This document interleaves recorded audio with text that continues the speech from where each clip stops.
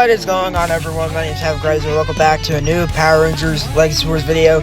Today we are going to be counting down the top 10 characters you should be using in Power Rangers Legacy Wars. Now, there are many good characters that won't be on this list, but I'll probably do like a top 15, top 20. It all depends.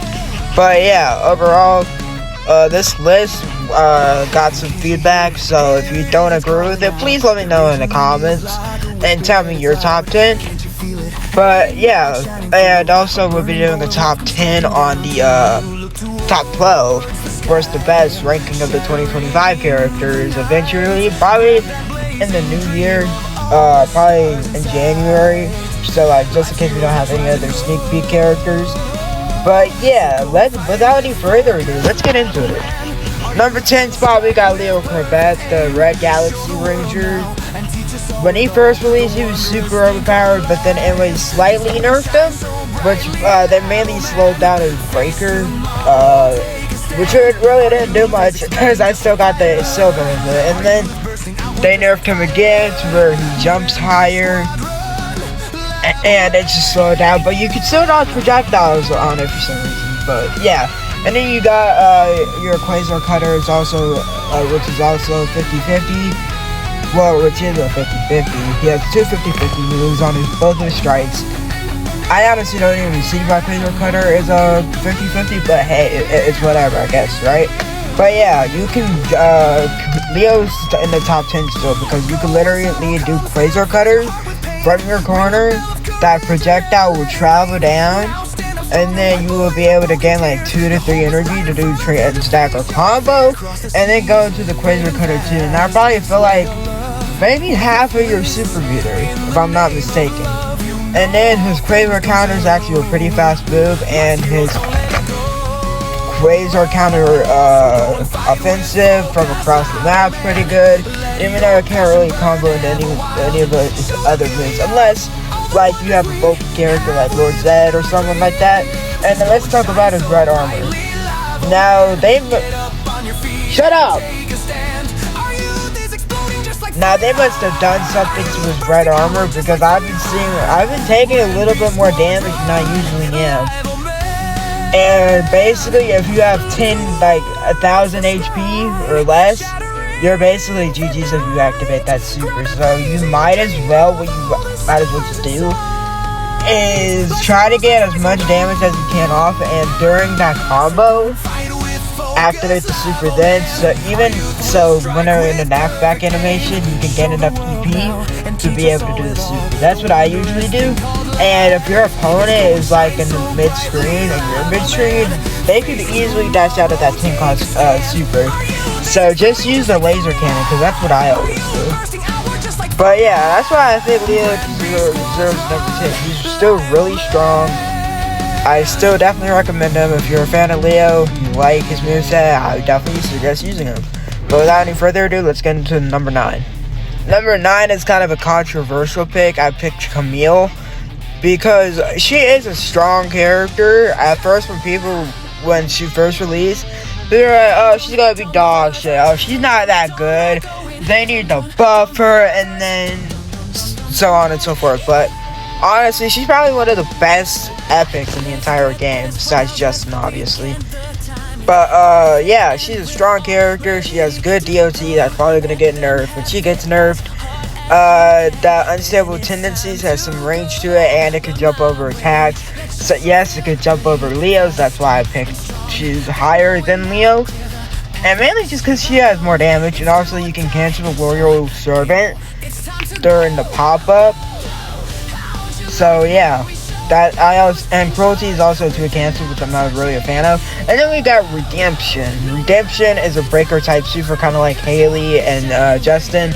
But her pops up and does like 6-7k damage, and it's actually pretty good. And I think only her middle slot does DOT, but her DOT is probably just as strong as Prime Leo's was. So they're most likely gonna nerf her. And even Nathan is using Camille. So if Nathan is using her, then you obviously know. Oh, never mind. He's not using Billy or Camille right now, but he usually is.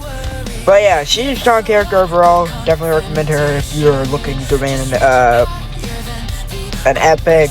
There's a lot of controversy around this character saying if she's meta or not. I'm gonna say she's meta.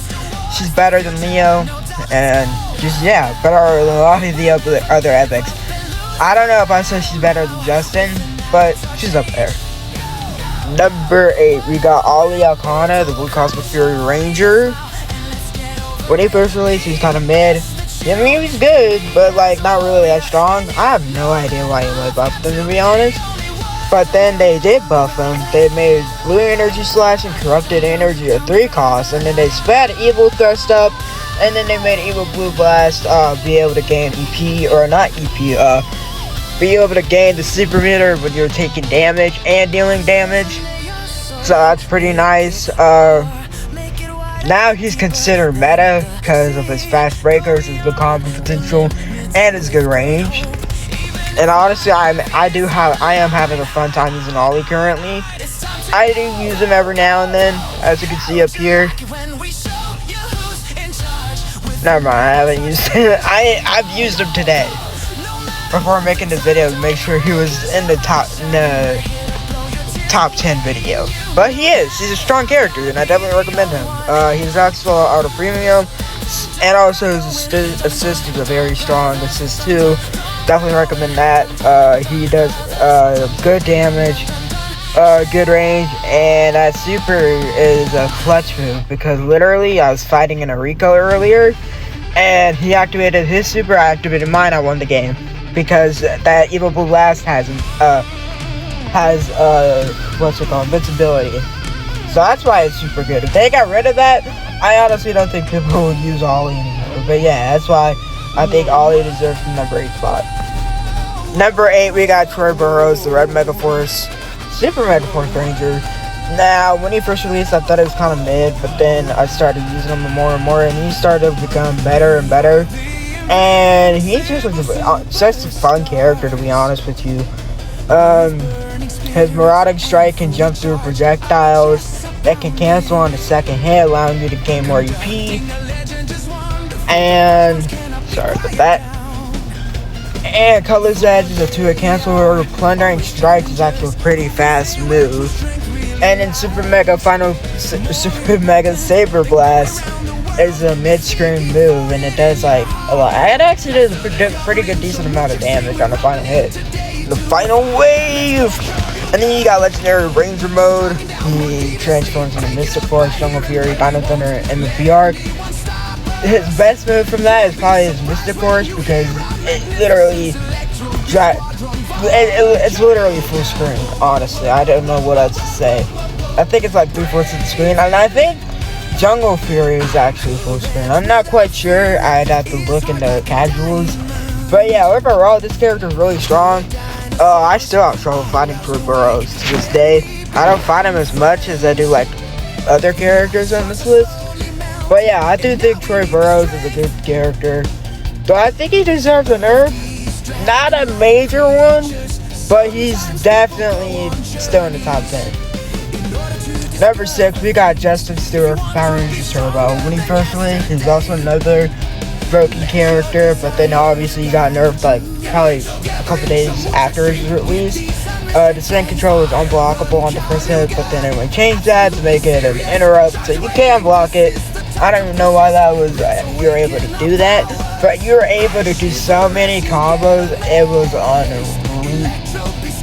But then, yeah, as I said, it would nerf them to make his recovery slower, or to reduce his recovery, or to increase his recovery, I guess, and make him easier to block. But he still is a massive problem, because he has 3 pop-ups, 1 instant strike, 1 breaker that's pretty damn fast and up close, and then he just has a breaker super that doesn't deal or get rid of any EP. And it's just kind of like a good combo extender in my opinion. So that's why I think Troy deserves number 6. Not Troy, Justin deserves number 6. Just because he could do a lot. Some good combos if you know how to use them right. Now we're at the number 5 spot. We got Master Zeb, the main villain of Cosmic Fury. When he first released, he's also another very powerful character, but then he obviously got nerfed. I don't think that nerf really did anything to him, to be honest with you, because like he's still really strong. And his main issue, in my opinion, was that middle slot strike, or that middle slot, and that super. My main issue with him was that Searing Light, because it's such a free pop-up, it's not even funny. It does so much freaking damage to it, it's not even, it's crazy in my opinion. But if they nerf Searing Light to like a 5 guys, I think that would actually kill him. And I'm waiting for that day. He can still do tons of combos in his middle primary slot. And he's just like, I mean, he's a fun character, don't get me wrong. He's a fun character, I do like him. But he's just still very overpowered. Because his breakers are his bread and butter to his combos. And then Unholy Covenant he's basically like Satan and drains your health. And he gains health back, which doesn't really fucking matter because by the time you gain your super, your opponent pretty much almost dead. But yeah, I do think Zed deserves the top 5 spot. At number 4, we got Nick Russell, Red Mystic Ranger, probably one of my favorites of this entire, or last year. And this year, he's still really strong. They, quote unquote, nerfed him, but in my opinion, I think he got a buff. What they basically did was they made his Red Dragon Fire Ranger. Literally, they didn't make it reset the cooldown. So you're continuously able to gain EP, allowing you to do more attacks. But you can only do 3 attacks before the energy depletes, which is good. I think that was a bit busted. For like 20 seconds, you can do all the attacks you wanted. You can do 3 double dragon dances if you wanted to. But now you can, well, you still can do 3 double dragon dances, but that's all you can do. Because you can only do 3 moves before it's depleted. And also, his middle slot combo is pretty nasty. His Magic Staff and Sword, it's decent in my opinion. Not really the strongest move. And the Reflective Targo is also a pretty good block too. I just wish it was an offensive move. But really, that's all I have to say about Nick, is that he's really strong, and he has good combos, and he can trick you pretty well with that breaker, because literally if you swipe back, you go to fire the Phoenix V2, but she basically flies up, and then if you cancel it, dash forward, you gain an extra EP and you cancel it. So that's pretty good. But let's see who's at the number 3 spot. Number 3rd spot is Lothar. He's still a really strong character. If you get that offensive shield out, it's practically GG's, because Dark Oak Strike is a 2-cost and it literally goes into his Windwalk Rain and Shattering Flight, which allows it to pop him up if you time it just right. I think it's on like the 2nd hit to where you can actually get it off. And he has an insane crit chance, and yeah, he's a strong character. Also, that Dark Eruption's a pretty good attack too. There's nothing much really to say about him. He's a strong character. Definitely recommend him.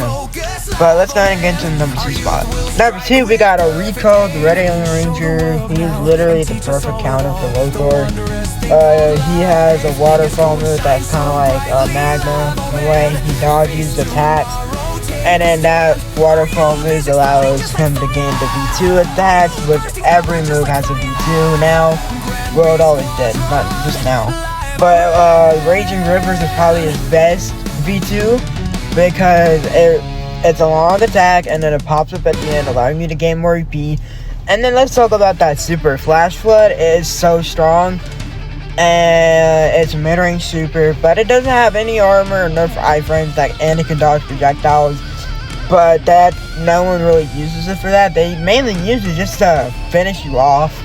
And then if you don't get finished off, you are comboed to death, because literally it's a pop-up and the last hit on it is a crit chance.